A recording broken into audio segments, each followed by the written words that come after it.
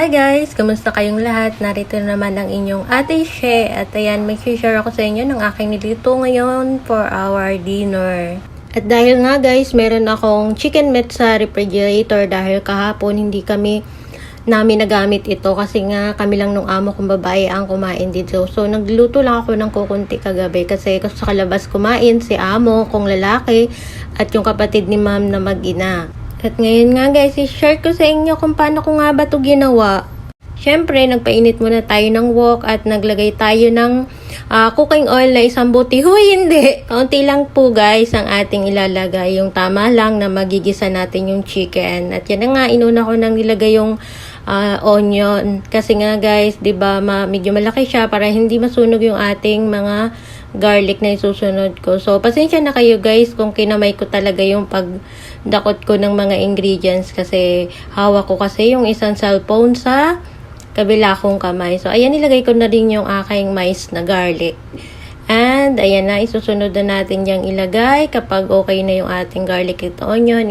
Sunod na natin ilagay yung chicken. Yung chicken pala guys, minarinate ko siya sa soy sauce, a little bit of sugar, cornstarch. Nilagyan ko din siya ng pepper and nilagyan ko siya ng cornstarch at cooking wine. Yun lang guys ang nilagay ko sa pagmamarinate niya.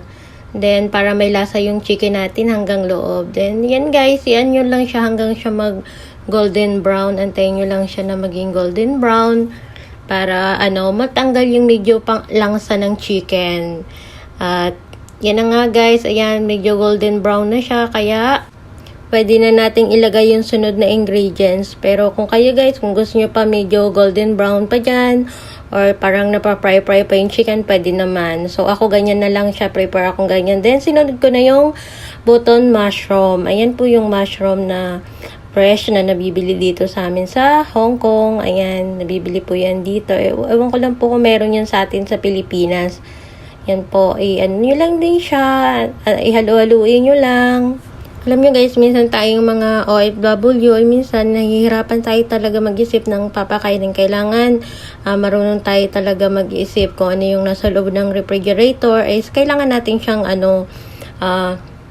isipin kung ano yung magagawa nating recipe doon. Kasi yun yung gusto ng mga amo natin, na walang nasasayang na pagkain.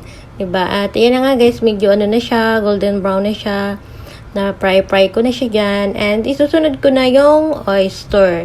Sa paglagay ko guys ng oyster sauce, hindi na ako gumagamit ng measurement. So, tinatansya ko na lang kasi depende naman yan sa panlasa natin at kung gaano kadami yung ating niluto. Kaya yan, ganyan guys. Yun na lang.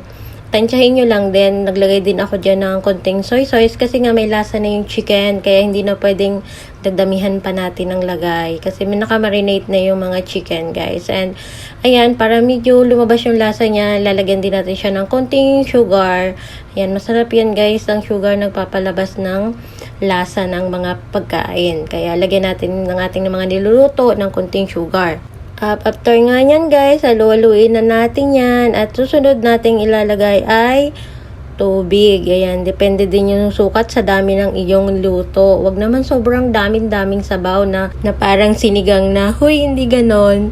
Basta yan, lagyan nyo lang po. Tamang measurement lang din ng tubig sa dami ng iyong niluto. At ayun nga guys, may pine nuts kasi yung amo ko nabili sa China. So, inisip ko na lagyan siya ng konting pine nuts kasi nga guys, yung pine nuts na yan is napakasarap, malinamnam siya. Kaya pag nilagay mo siya sa mga pagkain, lumilinamnam yung mga pagkain. Yun nga guys, at sobrang sarap talaga nito. Dito nga lang din ako nakatikim nito sa Hong Kong. Minsan, nilalagay ko siya sa mga pinapry kong vegetable at talagang malasa siya sa pagkain. Parang ang linam-linamnam ng pagkain.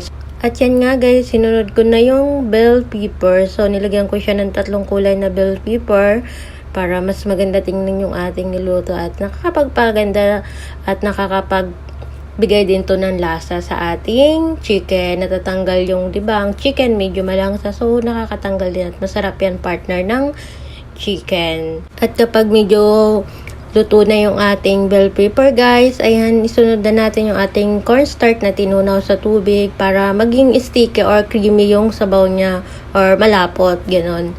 Ayan, ilagay lang natin yan, halu-haluin natin, and Ayan guys, luto na yan. Pag nakulo na siya at medyo sticky na yung sabaw, ayan na. Pwede nang iulam, di ba? Simple lang na recipe ko ngayon ng aking naimbento. Kaya, ayan na nga guys.